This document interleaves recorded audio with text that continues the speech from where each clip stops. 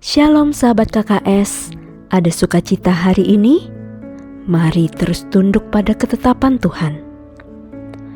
Dalam bilangan 1, kita akan membahas 3 macam pasukan Tuhan, yaitu pertama, pasukan yang berbaju sirah lengkap, bagus mengkilap dengan senjata yang benar. Kedua, pasukan dengan selengkap senjata mulai rusak ketopongnya, perisainya pecah tapi masih dalam peleton barisan. Ketiga, pasukan yang sudah diduduki iblis di atas bahunya tapi masih berperang sebagai pasukan, cenderung tidak memakai selengkap senjata tapi mereka masih berperang. Pasukan ini adalah orang yang agamawi. Bagaimana menjadi pasukan nomor 1? Inilah yang sedang kita kerjakan tiap hari, belajar firman, melakukannya, dan berjalan dengan Roh Kudus, bukan didrive oleh kedagingan dan hawa nafsu.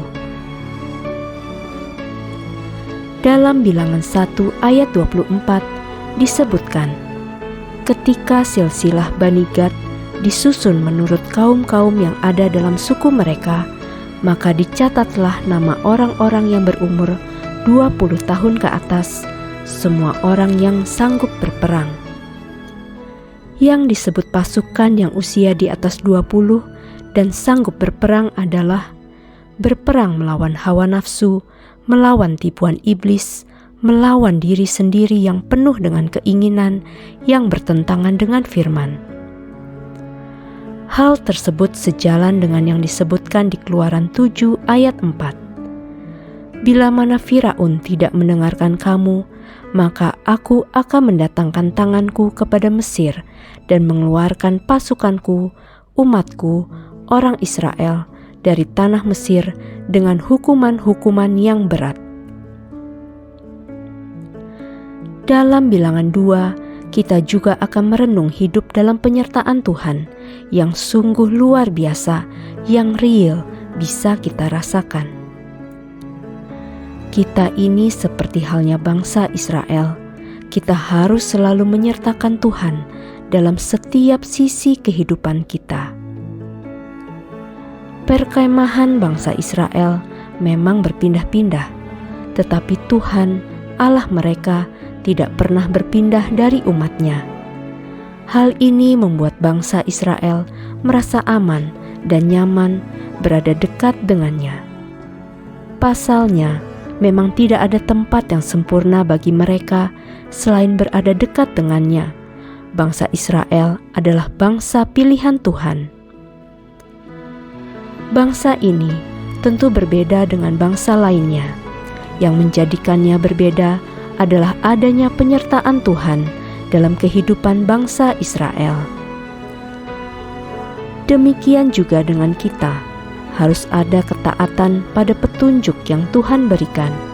Ketaatan pada kehendak Tuhan akan membawa kita pada perjalanan hidup yang aman bagi kita, karena Tuhan lebih mengetahui apa yang ada di depan kita dibandingkan dengan diri kita sendiri.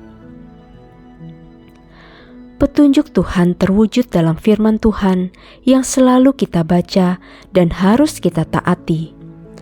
Tuhan juga seringkali berbicara melalui berbagai cara dalam hidup kita. Oleh karena itu, diperlukan kepekaan akan suara Tuhan. Kita harus peka untuk membedakan manakah yang merupakan kehendak Tuhan dan manakah yang sebenarnya hanyalah kehendak kita sendiri. Mari kita bersyukur karena Tuhan sudah mau menjadi tempat kita beristirahat. Hanya kepadanya kita patut bersandar. Dialah satu-satunya tempat perlindungan yang aman, yang memberi kita kedamaian dan ketenangan.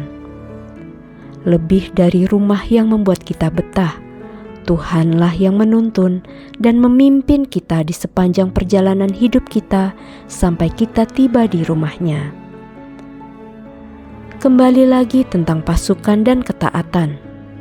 Ada ketentuan di mana mereka harus berkemah, kapan mereka harus berangkat, jalan lagi, semua mengikuti arahan Tuhan.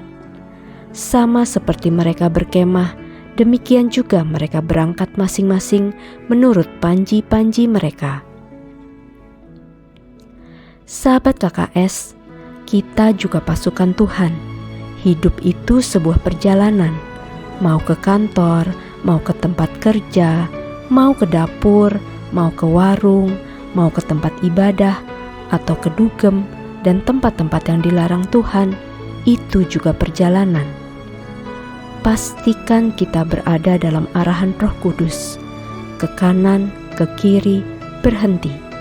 Bertemu dengan A, dengan B, menolong C, memberi nasihat D, itu juga perjalanan.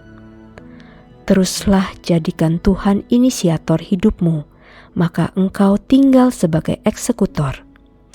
Ikuti saja arahannya, kehendaknya, agendanya, maka perjalanan hidup kita akan sangat aman dan sejahtera karena bukan yang punya inisiatif, hanya tinggal mengerjakan kehendak Bapa.